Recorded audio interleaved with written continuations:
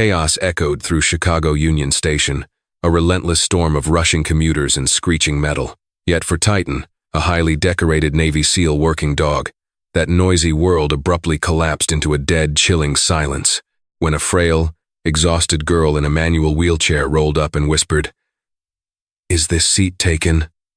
Titan didn't wait for his handler's order. Instantly, the 70-pound German Shepherd abandoned his rest command.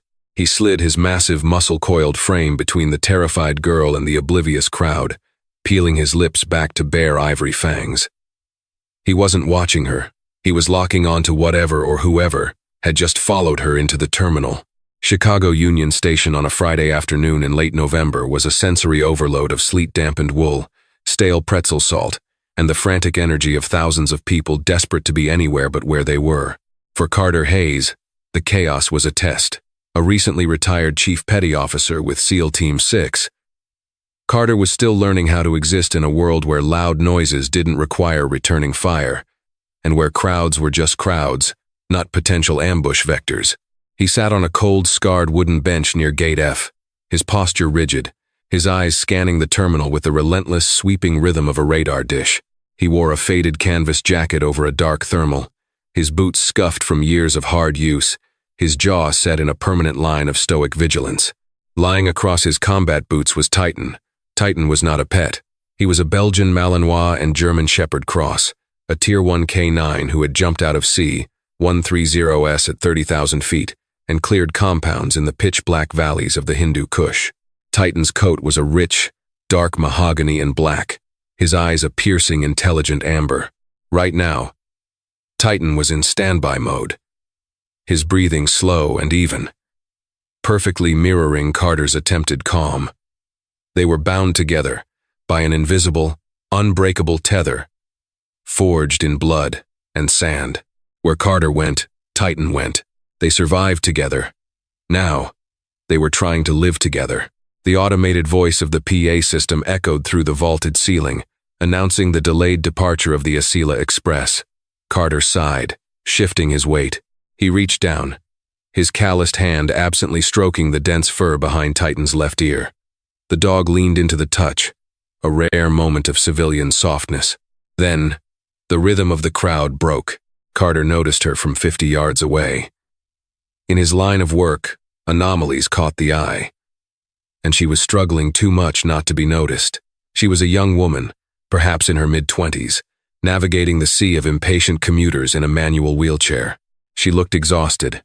Her hands, clad in fingerless gloves, pushed the wheels with a frantic, uncoordinated energy. She wore a heavy green parka that seemed too large for her, the hood pulled down low. A thick scarf obscured the lower half of her face, leaving only wide, terrified blue eyes darting left and right.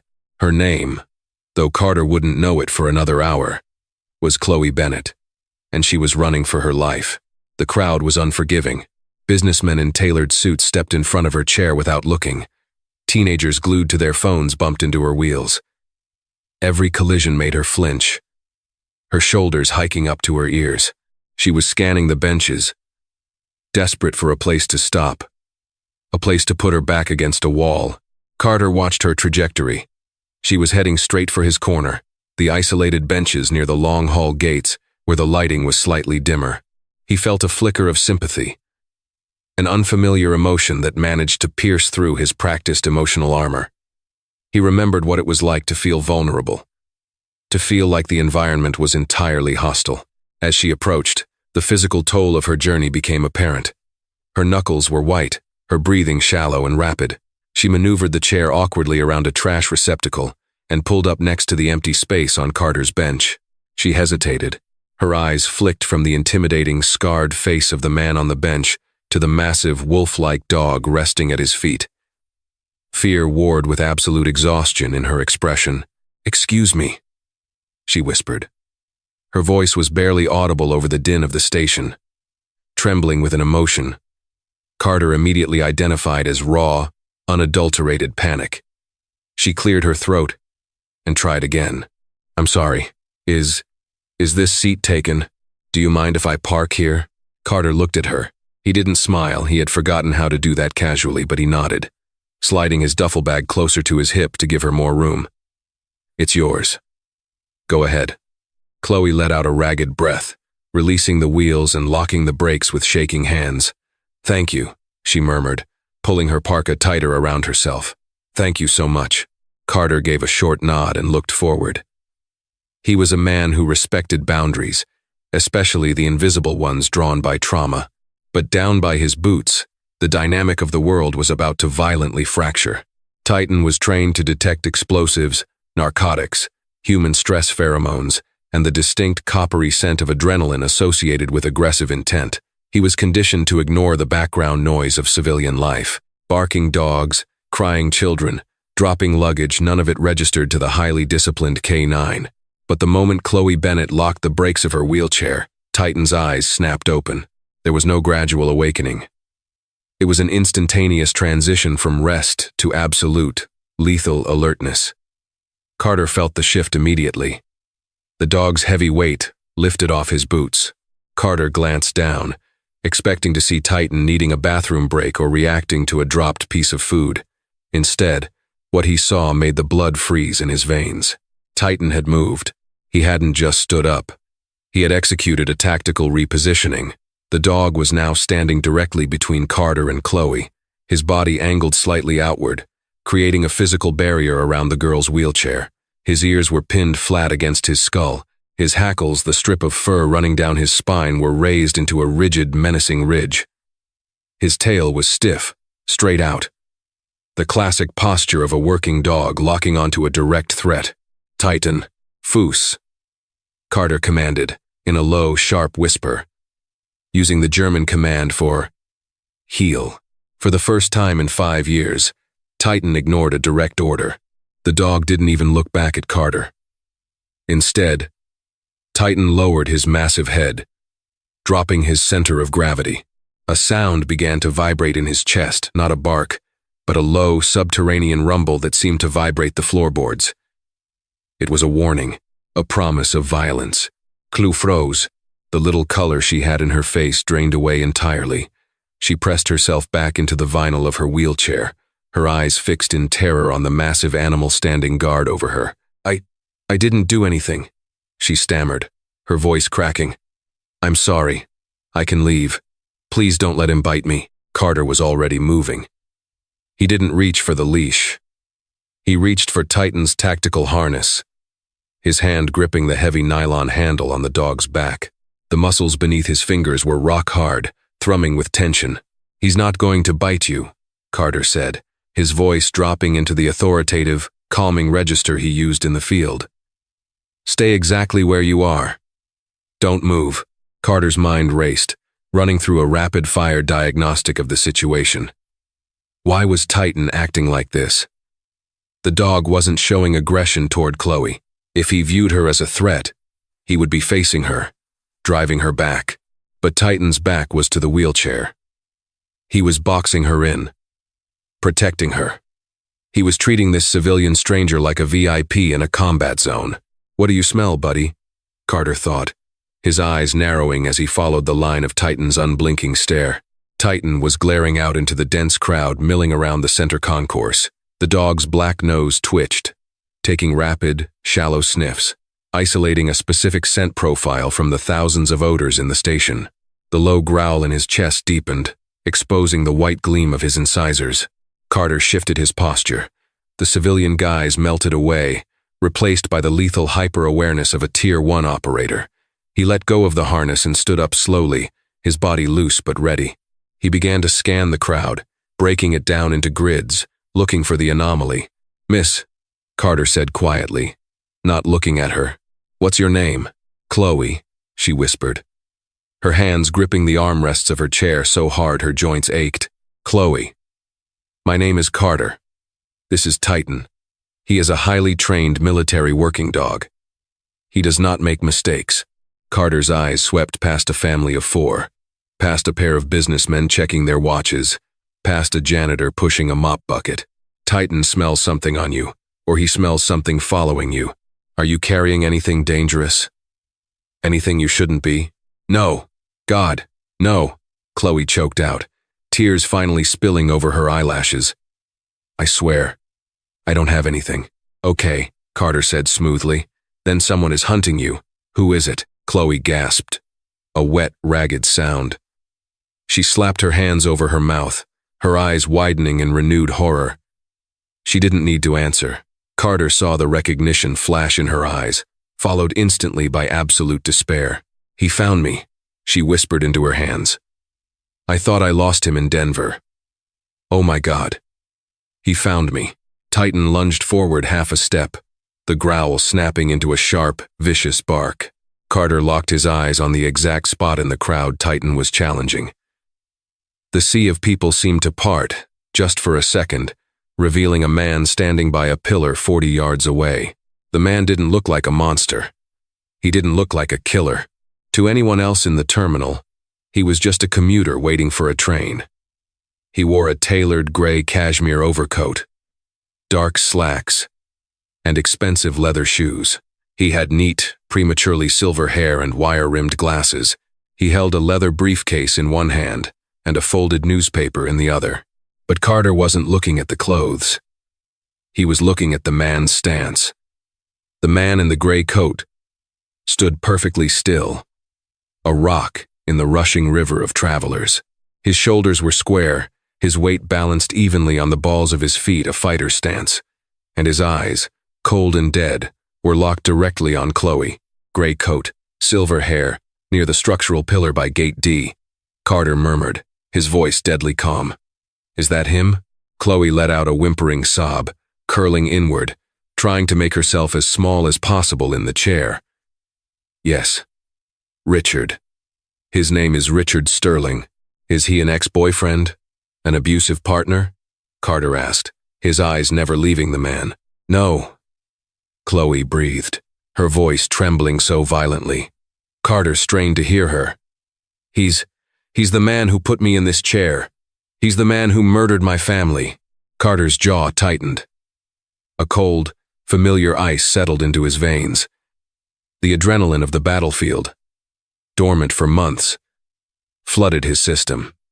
He didn't doubt her for a second. Titan's reaction was all the confirmation he needed. The dog wasn't just smelling fear. Titan was smelling gunpowder, or perhaps the specific chemical cocktail of a man radiating lethal intent. Richard Sterling noticed Carter looking at him. For a long moment, the two men locked eyes across the crowded terminal. It was a silent conversation. A primal, sizing up. Sterling's expression remained perfectly blank, a sociopathic mask of calm. He didn't break eye contact, nor did he look away from the massive dog snarling at him. Instead, Sterling did something that chilled Carter to the bone. He slowly, deliberately smiled. It was a razor-thin, terrifying smile. He reached into his overcoat pocket with his free hand. Titan lunged, hitting the end of his invisible threshold, barking wildly now. Commuters began to notice, a few stepping away, looking nervously at the aggressive animal. Down! Carter barked the command, snapping Titan back to his side. The dog obeyed, but refused to sit, remaining in a rigid standing guard position against Chloe's chair. Carter stepped directly in front of Chloe, blocking Sterling's line of sight to her completely. He unzipped his canvas jacket halfway. He wasn't carrying his service weapon, he was a civilian now. In a strict gun-free zone, but a SEAL is never unarmed. He had a tactical folding knife clipped inside his waistband, and decades of hand-to-hand combat training hardwired into his muscles. What does he want from you now? Carter asked, keeping his voice steady to anchor the panicking girl behind him. Evidence. Chloe choked out, her words rushing together in a frantic stream. 2 years ago. A car crash. The police said it was a drunk driver that hit our minivan. My parents died instantly. My spine was crushed. But it wasn't an accident. My father was an auditor for a defense contractor. He found millions missing. Richard Sterling was the fixer they sent. I have the flash drive. My dad slipped it into my backpack before the crash. Richard knows I have it. He's been hunting me for 6 months, since I got out of rehab. Carter absorbed the information instantly. It explained everything. The relentless pursuit, the cold professionalism of the man across the room, and, most importantly, Titan's reaction. If Sterling was a corporate fixer, he was likely ex-military or intelligence. He smelled like violence because violence was his trade. Carter looked back at the pillar. Sterling was moving. He wasn't running, nor was he approaching directly. He was smoothly slicing through the crowd, flanking them, heading toward the darker, less populated corridor that led to the station's service elevators and maintenance tunnels. He was trying to force them into a bottleneck, away from the witnesses. "Listen to me very carefully, Chloe," Carter said, his tone leaving no room for argument. "He's moving to cut us off. If we stay here, he'll find a way to get to you." A needle in the crowd, a pushed wheelchair onto the tracks. "We have to move, and we have to move now." "I can't," she sobbed, gripping the wheels. "I'm not fast enough. Just leave me. Run. He doesn't want you." Carter turned around and looked down at her. He placed one large, calloused hand over her trembling, gloved fingers. "I spent 12 years pulling people out of places they thought they'd never escape," Carter said, his eyes burning with a fierce, protective fire. "I didn't leave anyone behind in Fallujah, and I'm sure as hell not leaving you behind in Chicago Union Station. Now, grab your bag. Titan. Titan." The dog snapped his head up, his ears swiveling toward Carter. "Guard, pass auf." Titan let out one short, sharp bark of acknowledgement. He moved from his blocking position to the side of the wheelchair, his shoulder pressed against the wheel, his eyes tracking the crowd with lethal intent. Carter grabbed the push handles of Chloe's wheelchair. "Hold on tight," he warned. With a powerful shove, Carter launched the wheelchair forward, not toward the exits, but deeper into the station, straight toward the chaotic heart of the boarding platforms. The hunt had begun. Carter didn't push the wheelchair. He drove it.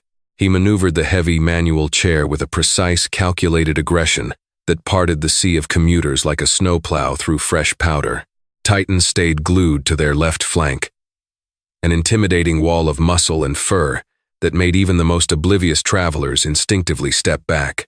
"Keep your head down, Chloe," Carter ordered, his voice tight. "Don't look back. Let Titan do the watching." They bypassed the gleaming, sunlit expanse of the Great Hall, moving instead toward the older, subterranean concourses that connected to the CTA Blue Line. Carter's eyes darted from reflective surfaces to security cameras, calculating blind spots. In an urban evasion scenario, cameras were a double-edged sword. They deterred petty crime, but to a professional tracker like Richard Sterling, they were breadcrumbs. "Where are we going?" Chloe asked, her voice bouncing with every jolt of the chair over the uneven floor tiles. She was clutching her oversized parka tightly, her knuckles white. "Off the grid," Carter replied. "He expects us to run for a train or head straight for the main exits where he can easily spot us.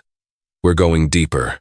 Carter banked sharply to the right, ignoring a bold, authorized personal-only sign, and shoved the wheelchair through a pair of heavy, unmarked metal double doors. The transition was jarring. The deafening roar of the terminal was instantly muted, replaced by the hum of industrial HVAC units and the harsh, flickering glare of fluorescent tube lighting. They were in a service corridor, a labyrinth of concrete and exposed pipes used by maintenance, staff, and baggage handlers. "Titan." "Bleeb," Carter commanded. "Stay." Titan halted immediately, turning to face the doors they had just come through. His ears were swiveled forward, listening past the metal for the heavy, deliberate footsteps of a hunter. Is he behind us?" Chloe whispered, her eyes wide as she stared at the closed doors. "Not yet," Carter said, stepping in front of her to unclip his tactical knife from his waistband. He kept it folded, resting in the palm of his hand. But a man like Sterling doesn't just lose his target. He's anticipating our movements. He has resources. As if on cue, the radio on a nearby maintenance cart crackled to life. Carter paused, listening to the static-laced voice of a station security dispatcher. "All units, we have a report of a distressed individual being forcefully relocated by a male suspect with a large, aggressive canine near the lower concourse. Suspect is wearing a dark canvas jacket. Proceed with caution." Carter swore under his breath. Sterling was smart. He wasn't just hunting them. He was weaponizing the environment against them. By calling in a fake kidnapping, Sterling was turning the entire station security force into his personal bloodhounds. He called the police on us, Chloe realized, the panic rising in her throat again. Carter, they're going to arrest you. And then he's going to get me. They have to find us first, Carter said, his jaw setting into a hard line. And I don't plan on being found. He pushed her forward, navigating a steep, downward-sloping concrete ramp that smelled strongly of ozone and old garbage. The air grew colder, damp, with the subterranean chill of the city. Suddenly, Titan let out a low, vibrating growl. It wasn't directed behind them. It was directed forward. Carter stopped instantly, pulling the wheelchair back against the concrete wall. He peered around the corner of the intersecting tunnel. 50 yards down, standing beneath a flickering light bulb, was a man. But it wasn't the silver-haired, tailored Richard Sterling. This man was heavily built, wearing a dark hoodie and a tactical vest. He was holding a suppressed matte black pistol, resting it casually against his leg. He was checking his phone, completely blocking the only exit to the loading docks. Sterling didn't come alone. Carter whispered grimly. He brought local muscle to box us in. What do we do? Chloe asked, her voice barely a breath. We can't go back. The security guards are coming. Carter looked at the heavily armed man blocking their path, then down at the 70-pound weapon at his feet. He reached down and unclipped the heavy brass carabiner, connecting Titan's leash to his harness. We don't go back, Carter said, his eyes locking onto the man at the end of the hall. We go right through him. The air in the tunnel felt thick, heavy with the impending collision of violence. Carter knelt beside Titan, his hand resting firmly on the thick muscles of the dog's neck. He didn't need to point. Titan's amber eyes were already locked onto the man in the hoodie. The dog's body was a coiled spring, shivering with suppressed, explosive energy. Listen to me, Carter whispered to Chloe, never taking his eyes off the target. When I give the word, I am going to push you as hard as I can toward those loading dock doors. You steer. Do not hit the brakes, and do not look back. Understand? Chloe swallowed hard, tears streaking through the dust on her cheeks. What about you? What about Titan? We'll be right behind you, Carter lied. The man at the end of the hall looked up from his phone, squinting into the dimness of the corridor. He raised his radio to his mouth. Hey, boss, I think I hear something down the east corridor. Moving to intercept, Carter's grip on Titan's collar tightened. Ready, buddy? He murmured. Titan let out a soft, eager whine. Titan, Carter hissed. Fast. The command meant attack. Titan didn't run. He launched himself. The Malinois Shepherd mix exploded forward, his claws finding traction on the concrete. He covered the 50 yards in less than 4 seconds, a dark, silent missile of muscle and teeth. The hired gun looked up just in time to see the blur of mahogany and black rocketing toward him. He panicked, fumbling to raise the suppressed pistol. He managed to fire one wild shot that sparked off the concrete ceiling before Titan hit him. Titan didn't jump for the throat that was a Hollywood myth. He executed a flawless, textbook military takedown. He launched his 70 pounds directly into the man's center of mass, his jaws snapping shut on the thick fabric of the man's right forearm, right over the wrist holding the gun. The impact sounded like a car crash. The man screamed, a sound of absolute terror and agony, as the momentum threw him violently backward onto the concrete. The pistol clattered across the floor. Titan immediately shifted his grip, pinning the man's arm to the ground with a bone-crushing bite and hold, dragging him down whenever he tried to struggle up. Go! Carter roared, shoving Chloe's wheelchair forward with immense force. Chloe flew down the corridor, her hands expertly guiding the wheels to keep the chair straight. She sailed past the screaming man and the snarling dog, heading straight for the heavy crash bar doors of the loading dock. Carter sprinted right behind her, pausing only to kick the dropped pistol far into a drainage grate. Titan! Oss! Carter commanded. Release! Titan instantly let go of the man's arm, though his lips remained curled back in a vicious snarl. He bounded backward, taking up a defensive position next to Carter. The man on the floor was writhing, clutching his mangled forearm, completely incapacitated. "Move, move, move," Carter yelled, reaching the doors just behind Chloe. He hit the crash bar with his shoulder, bursting out into the freezing Chicago air. They were on an elevated concrete loading dock, overlooking a chaotic alleyway filled with idling delivery trucks and overflowing dumpsters. It was a steep drop at least 4 feet to the asphalt below. No ramp, no lift. Before Carter could formulate a plan to get the wheelchair down, the metal doors behind them slammed open. Richard Sterling stood in the doorway. He wasn't out of breath. His cashmere coat was perfectly unwrinkled. In his right hand he held a sleek, compact taser, crackling with blue electricity. "You're very resourceful, Mr. Hayes," Sterling said, his voice smooth and unnervingly calm. "My associate was quite expensive. But this ends here." Carter stepped in front of Chloe, his folding knife now open and locked in his hand. "You're not getting her, Sterling. And you're sure as hell not getting that drive." Sterling smiled, a cold, predatory grimace. "I don't need the girl, Mr. Hayes. She's a loose end, certainly, but I'm a pragmatist. I just need the backpack." Sterling lunged forward with terrifying speed. He didn't aim for Carter.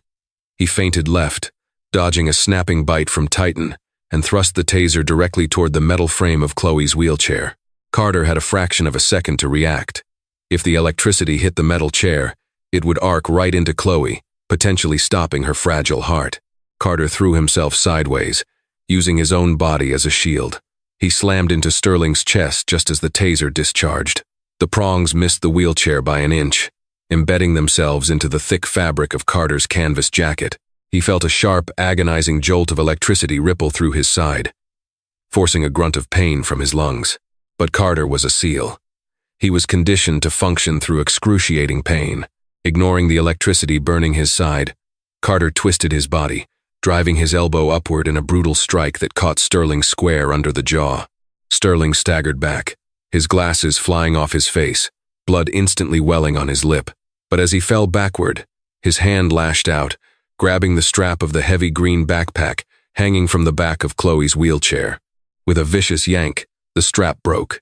Sterling rolled backward through the heavy metal doors, clutching the backpack to his chest. He hit the electronic lock panel on the wall, and the heavy steel loading doors slammed shut between them, locking with a definitive, heavy clank. Silence descended on the loading dock, broken only by the hum of the alleyway below and Carter's heavy breathing. "No," Chloe sobbed, staring at the empty space on the back of her chair. "No, no, no." He got it. He got the drive. Carter ripped the taser prongs out of his jacket, wincing as a residual shock traveled up his arm. He leaned against the cold concrete wall, his eyes assessing the alleyway below. "Are you hurt?" Carter asked, his voice rough. "I'm fine," Chloe cried, tears of sheer defeat pouring down her face. "But it doesn't matter. It's over. He has the evidence. My parents died for nothing." Carter looked at her. He knelt down so he was eye level with her, his face serious and completely devoid of panic. Titan trotted over, resting his heavy chin gently on Chloe's knee, letting out a soft, comforting whine. "Chloe," Carter said quietly. "Look at me." She sniffled, meeting his intense gaze. "When I asked you if he was hunting you, what did you say?" "I said he was looking for the flash drive," she whispered.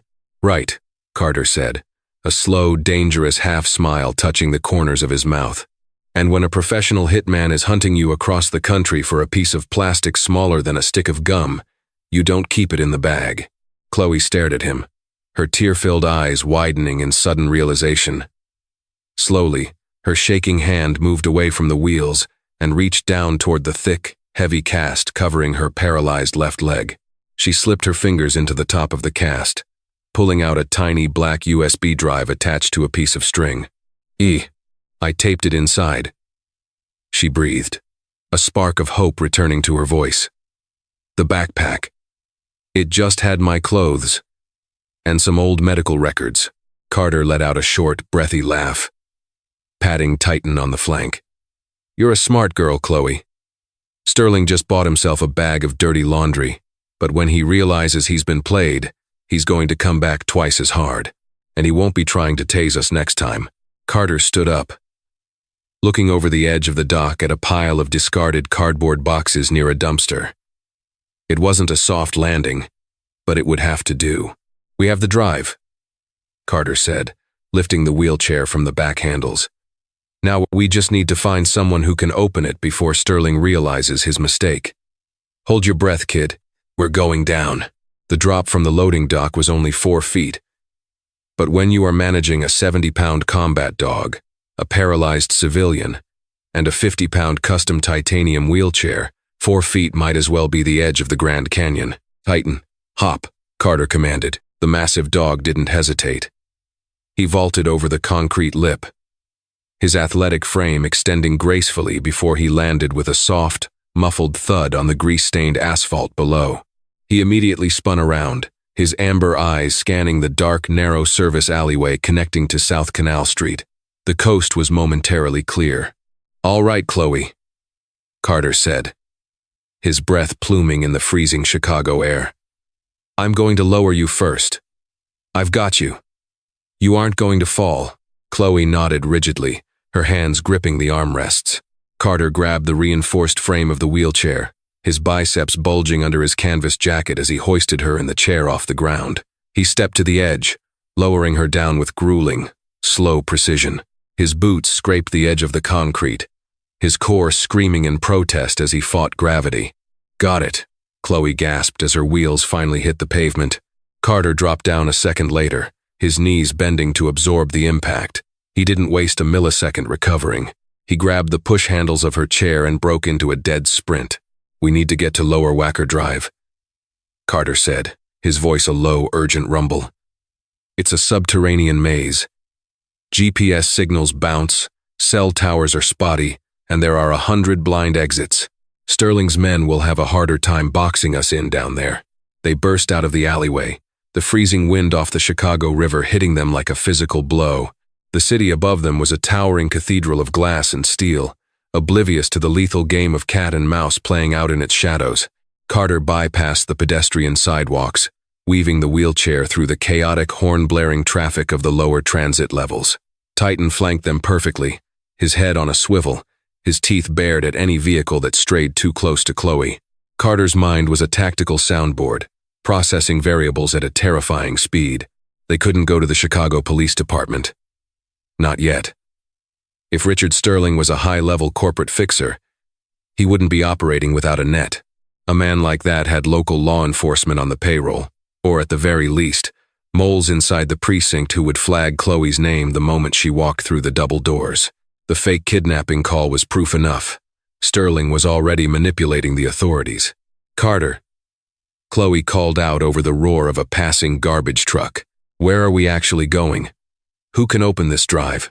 "A ghost," Carter replied tersely, banking the wheelchair hard into a dimly lit, concrete-pillared access road beneath the city. "Someone who doesn't exist on paper. A guy I served with in Afghanistan. He caught some shrapnel in his knee during a raid in Helmand Province, got medically discharged, and decided he liked machines a lot more than people." Carter pulled a heavy, encrypted satellite phone from an interior pocket of his jacket, a piece of hardware strictly forbidden for civilian use. Completely untraceable. He dialed a 13-digit number from memory. It rang once. "Talk to me." A gravelly, exhausted voice answered. "No greeting. No name.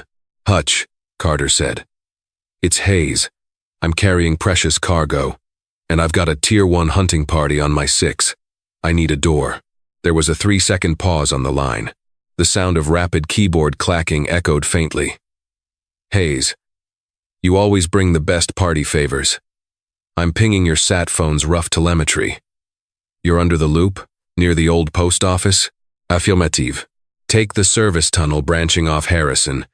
It'll lead you to an abandoned municipal parking garage. Sub-level 4. Spot 402. There's a reinforced steel utility door. Knock 3 times. Pause. Knock twice. And Hayes? Yeah. Tell me you didn't bring the dog. My landlord hates pets. Titan's with me, Carter said, a grim smirk touching his lips. Great. I'll get the vacuum out. 5 minutes, Hayes. If you aren't here in 5, I'm burning the hard drives and relocating. The line went dead. Carter shoved the phone back into his pocket. Hold on, Chloe. We're going deeper. Sub-level 4 of the municipal garage smelled of standing water, exhaust, and decay. The fluorescent lights buzzed with an erratic, dying rhythm. Carter pushed Chloe up to the heavy steel door at spot 402. He executed the knock perfectly. Heavy deadbolts slid back with a metallic clack, clack, clack. The door swung outward, revealing a man in his late 30s with unkempt dark hair, thick glasses, and a faded band t-shirt. He leaned heavily on a carbon fiber cane. Hutch. Carter nodded, pushing Chloe inside. Titan followed, immediately sniffing the perimeter of the room. Lock it, Hutch ordered, limping backward into the space. Carter slammed the door, throwing the 3 deadbolts and dropping a heavy steel crossbar into place. When he turned around, he finally took in the safe house. It wasn't a living space. It was a paranoid technician's fortress. The walls were lined with lead shielding and acoustic foam. Servers hummed against the back wall, bathed in the eerie blue glow of a dozen high-definition monitors. The temperature in the room was kept at a freezing 60 degrees to prevent the mainframes from overheating. Who's the girl? Hutch asked, dropping into a worn leather ergonomic chair and spinning to face them. His eyes darted to Chloe's wheelchair, then to the heavy cast on her leg. Chloe Bennett, Carter said. Her father was an auditor for a major defense contractor. He found something he wasn't supposed to. They killed him, her mother, and put Chloe in that chair to make it look like a tragic DUI. Now they sent a cleaner named Richard Sterling to tie up the loose ends. Hutch's fingers stopped tapping on the armrest.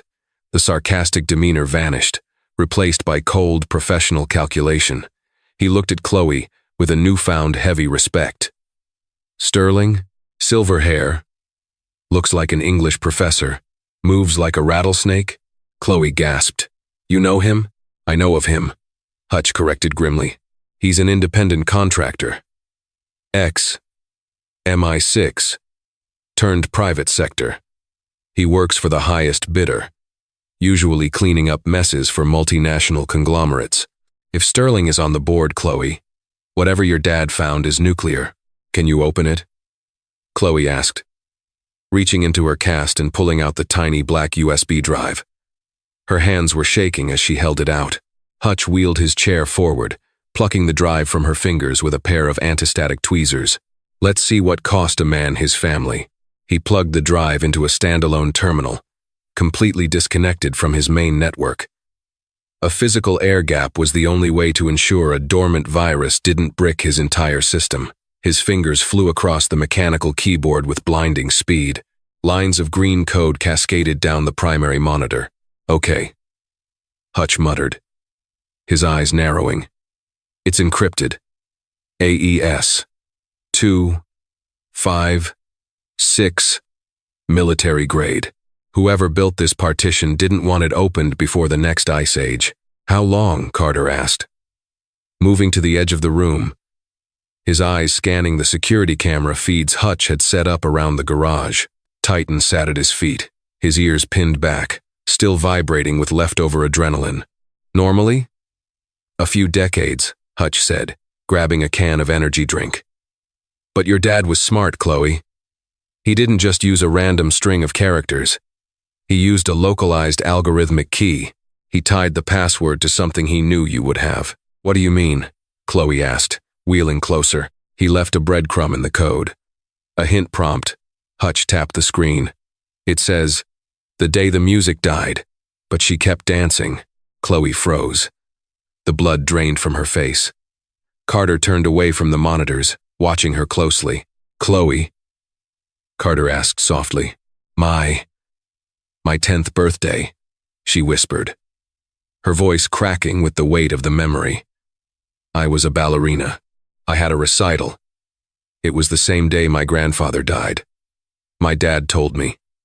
He told me the music stopped for Grandpa, but I had to keep dancing for him. It's November 12th. Arlinglingbanian Shiya Shar. Hutch didn't hesitate. He typed the numbers in, running them through a secondary decryptor sequence. The screen blinked black. Then, a loading bar appeared. Access granted.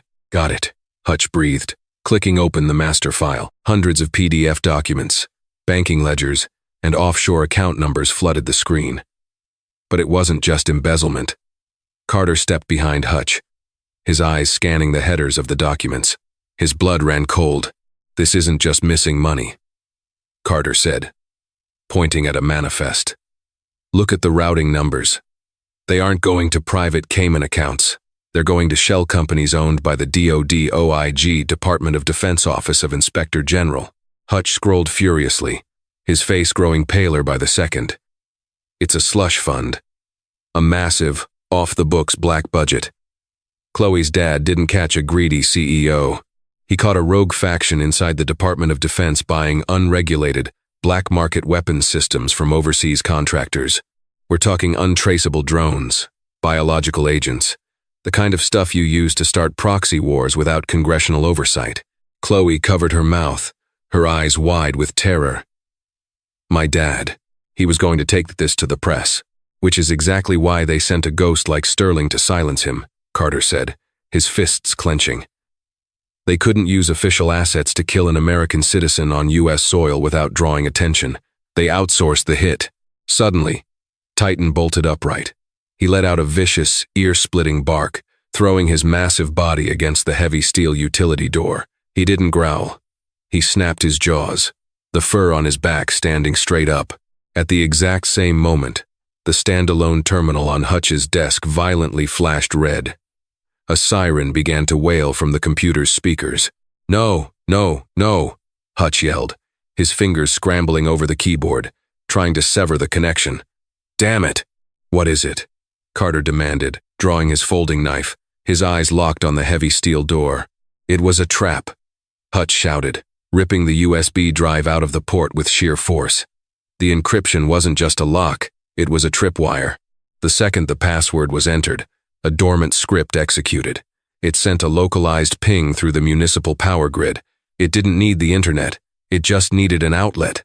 Sterling didn't lose us, Carter realized, the horrific truth dawning on him. He let us escape. He let me take the fake bag so Chloe would feel safe enough to use the real drive.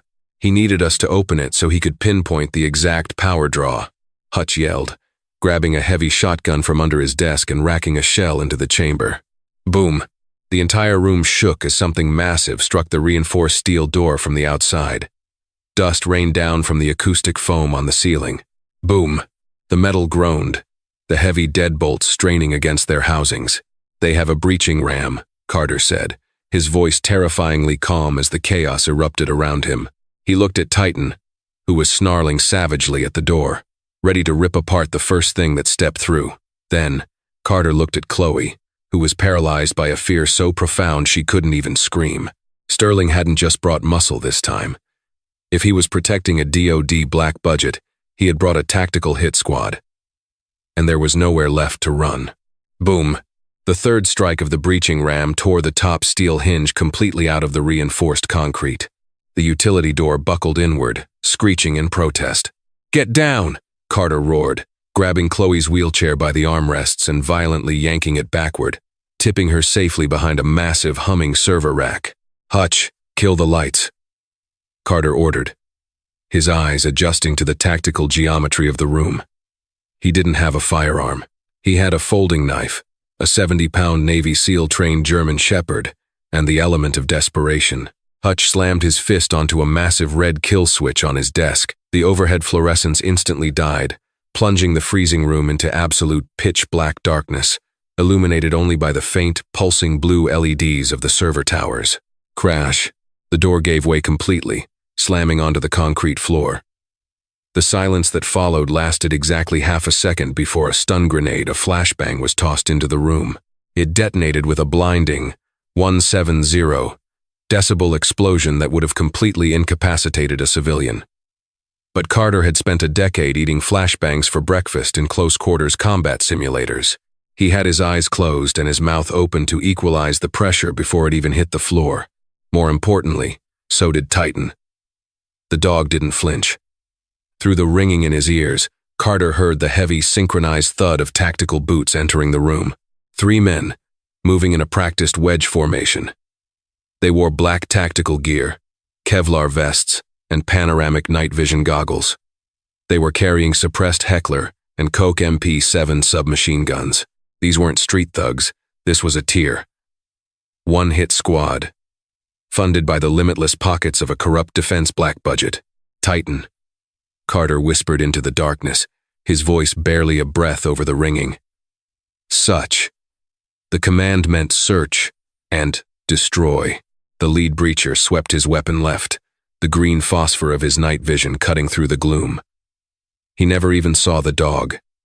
Titan attacked from the flank. Launching off the side of a server rack, he hit the point man chest high, a 70-pound missile of pure, unadulterated canine fury. The man screamed as Titan's jaws clamped down on the soft, unprotected gap between his Kevlar collar and his helmet. The sheer kinetic force of the impact drove the man backward into the doorframe, his MP7 clattering uselessly to the floor. Titan didn't let go. He drove his weight down, pinning the man to the concrete, shaking his head with brutal, primal violence. Contact left, the second man yelled, pivoting his weapon toward the snarling chaos at the door. He never pulled the trigger. Carter materialized from the shadows behind him like a ghost. With terrifying speed, Carter trapped the barrel of the MP7, forcing it upward, while simultaneously driving the pommel of his folding knife directly into the man's temple. The operator crumpled silently, his night vision goggles shattering against the floor. Carter seamlessly transitioned, stripping the falling man of his MP7. He didn't fire. The room was too small. The risk of a ricochet hitting Chloe or Hutch too high. Instead, he used the heavy weapon as a bludgeon, spinning to meet the third man. The third operator fired a suppressed burst, the rounds chewing through a rack of hard drives, sending a shower of sparks and shredded plastic into the air. Carter dove under the line of fire, sliding across the freezing floor. He swept the operator's legs out from under him, rising instantly to deliver a crushing knee to the man's sternum, followed by a strike from the MP7 stock that instantly neutralized the threat. In less than 10 seconds, the 3-man breach team was down. The room was silent, save for the heavy, ragged breathing of the men and the low, vicious growling of Titan, who was still standing over the first breacher, daring him to move. Clear, Carter called out, his voice perfectly steady. He tossed the MP7 onto the desk. Jesus Christ. Hutch gasped from the floor, clutching his shotgun. You didn't even shoot anyone. Too messy, Carter said, walking over to Titan. Ouse, he commanded. Titan released the man, stepping back but maintaining a rigid guard posture. Suddenly, a slow, mocking clap echoed from the hallway. Richard Sterling stepped into the doorway. He wasn't wearing tactical gear or night vision. He was still in his tailored gray cashmere coat, completely unruffled by the violence that had just decimated his entry team. He held a sleek, silver, suppressed Glock 19, aimed loosely at the ground. Astounding, Mr. Hayes, Sterling said, his polished voice cutting through the hum of the servers. Truly, the SEALs train their dogs beautifully.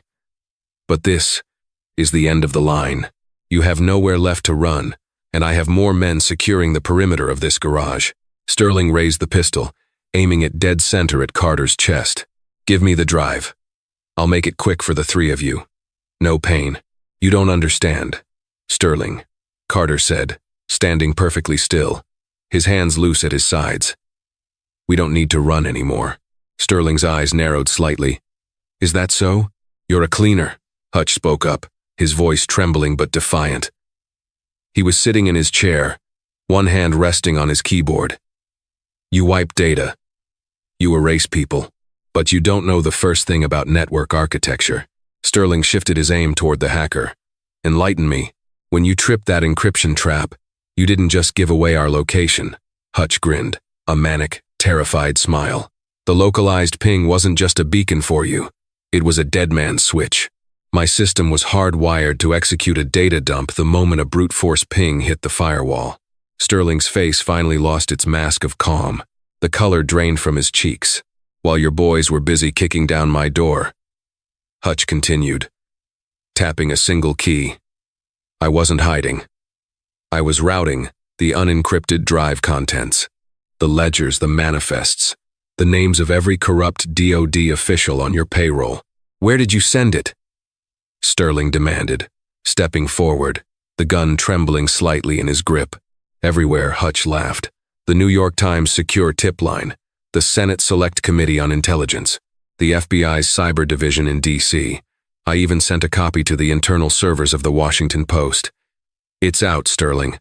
The whole damn black budget is live on the wire. Richard Sterling realized in a singular crystalline moment that he had completely lost. The multi-billion-dollar slush fund he was handsomely paid to protect was currently broadcasting across the globe. His meticulously curated life, his flawless track record, his untouchable freedom, all of it evaporated in a string of automated code executed by a crippled hacker in a freezing municipal basement. The sociopathic, tailored calm that Sterling had worn like armor finally fractured. It was replaced by raw, homicidal spite. If he was going to burn, he was going to ensure the architect of his ruin burned with him. Then I have absolutely no reason to leave any of you alive, Sterling sneered, his voice dropping its polished British affectation, revealing the gravelly, violent tone beneath. He raised the silver Glock 19, the suppressor aligning perfectly with the center of Chloe's chest. She was still huddled helplessly behind the glowing server rack, her eyes wide, paralyzed by a terror that went far deeper than her severed spine. "Pass off," Carter roared into the gloom. "Watch out." But Titan didn't need the command. He had been reading the microscopic shifts in Sterling's muscle tension since the hitman entered the room. As Sterling's finger tightened on the trigger, the massive Navy SEAL-trained dog was already airborne. Titan didn't leap at the man.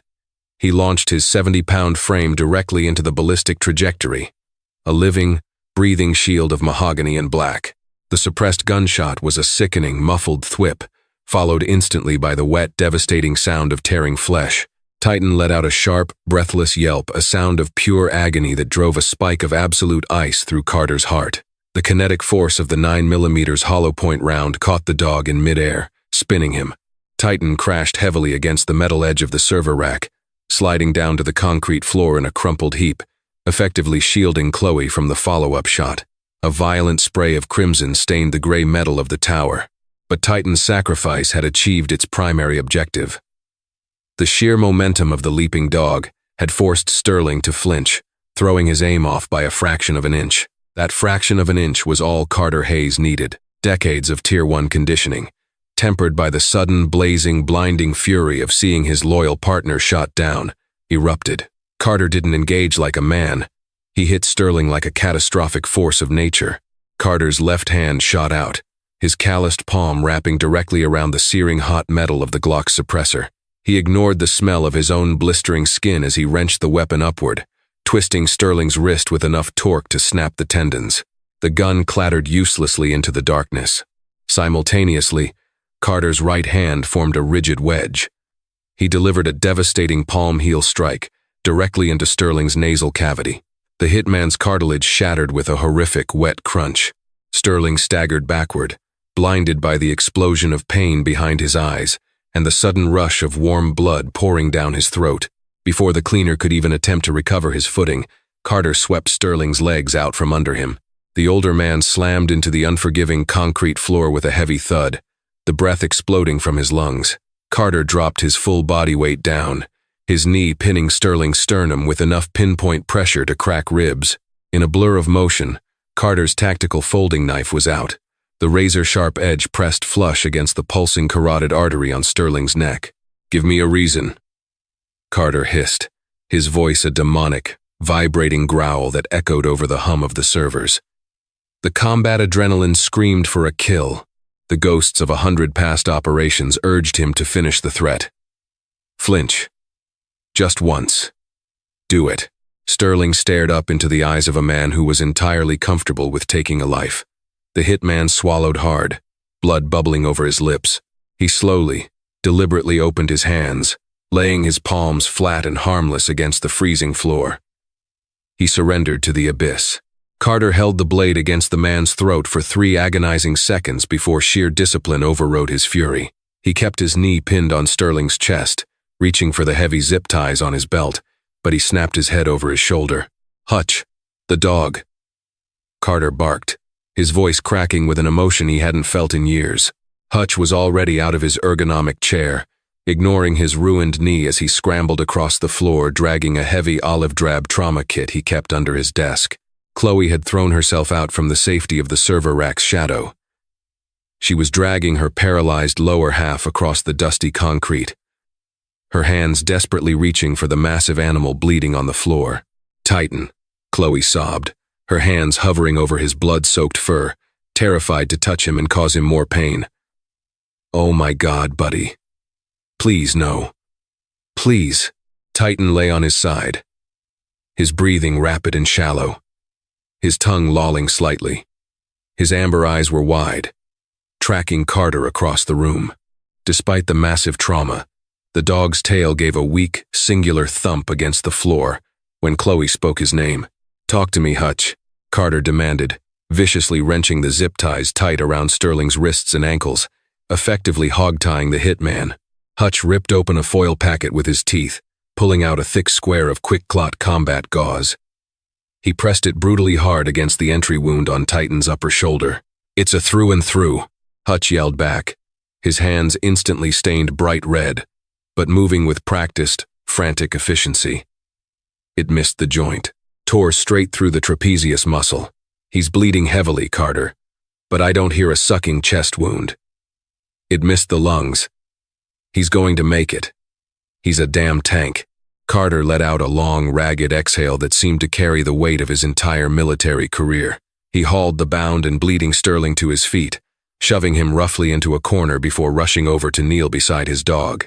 Carter placed a heavy, reassuring hand on Titan's uninjured flank. The dog let out a soft whine, leaning his head against Carter's knee. The tense silence in the subterranean safehouse was suddenly broken by a symphony of digital notifications.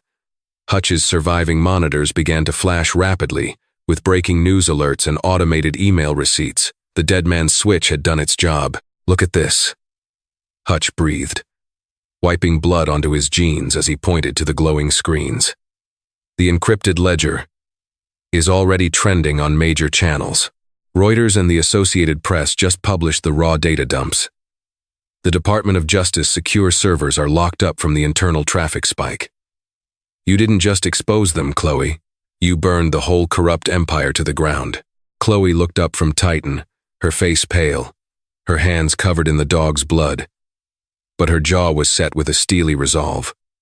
The terrified, fleeing girl in the wheelchair was gone.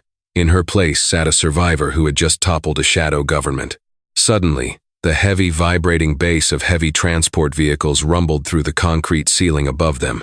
The wail of federal sirens, dozens of them, distinct from standard police cruisers, pierced the silence of the underground garage. "That didn't take long," Carter noted, checking the heavy crossbars on the remaining secure doors. "The FBI Cyber Division doesn't mess around when a black budget leaks. Hutch, get on the horn. Tell them exactly where we are and tell them we need a veterinary medevac. Immediately." 20 minutes later, the heavy utility door was bypassed by an FBI hostage rescue team led by Special Agent David Miller. They didn't come with guns blazing. They came with federal arrest warrants, a swarm of field medics, and a grim understanding of the massive conspiracy that had just been dropped into their laps. The garage perimeter had already been secured, and Sterling's remaining mercenaries were currently being loaded into armored transports, face down and handcuffed. A specialized tactical K-9 medic was immediately dispatched to Titan. They stabilized the bleeding, administered localized painkillers, and wrapped his massive chest in thick, pristine white bandages. Through it all, Titan remained perfectly stoic, his amber eyes locked firmly on Carter, waiting for his handler's permission to relax. As the FBI agents hauled a battered, silent Richard Sterling away in heavy iron chains, Special Agent Miller approached Carter. "You boys made a hell of a mess down here, Chief Hayes," Miller said, looking at the unconscious breachers and the bullet-riddled servers. "But the director of the FBI is personally reviewing this data dump right now. You just handed us the biggest defense corruption case since the Cold War. I didn't hand you anything," Carter said flatly. pointing to the young woman sitting in her wheelchair. A federal medic, checking her vitals. She did. Chloe wheeled herself over, her green parka stained with dust and blood. She looked exhausted, battered, but finally, unequivocally free. She reached out, her fingers gently stroking the top of Titan's head as the dog rested on a transport stretcher. "I don't know how to repay you, Carter," Chloe whispered, her eyes shining with unshed tears. "You saved my life. Both of you." Carter knelt down so he was eye level with her. The lethal, hardened operator had faded, replaced once again by the quiet, vigilant guardian she had met at the train station hours ago. "You saved yourself, Chloe," Carter said, his voice softer than she had ever heard it. "You held on to the truth when everyone else with a badge and a gun wanted you to let it go. Your parents would be incredibly proud of the woman you are." Titan let out a soft huff, nudging Chloe's hand with his wet nose. She smiled, a genuine, radiant smile that cut completely through the darkness of the ruined safe house and rested her forehead against his. The nightmare was over. The terminal of Chicago Union Station is always a symphony of chaos, a place where thousands of lives intersect for fleeting seconds before diverging forever. But for Chloe Bennett, it was the place where her nightmare finally ended, and where a stranger's quiet vigilance changed the trajectory of history. The monumental takedown of the corrupt defense faction became the biggest news story of the decade, bringing justice to a family that had been silenced in the dark. As for Carter, Hayes, and Titan, they didn't wait around for medals or press conferences. They faded back into the crowd, walking out into the freezing Chicago morning as the sirens faded into the distance. Carter realized that while he had left the war behind, his instinct to protect remained his greatest weapon, and as Titan trotted proudly by his side, ignoring the pain in his shoulder, the bond between them was stronger than ever. The frail girl in the wheelchair had simply asked if the seat was taken. She hadn't known that by taking it, she had claimed the fierce, unwavering protection of a guardian who would walk through fire to keep her safe.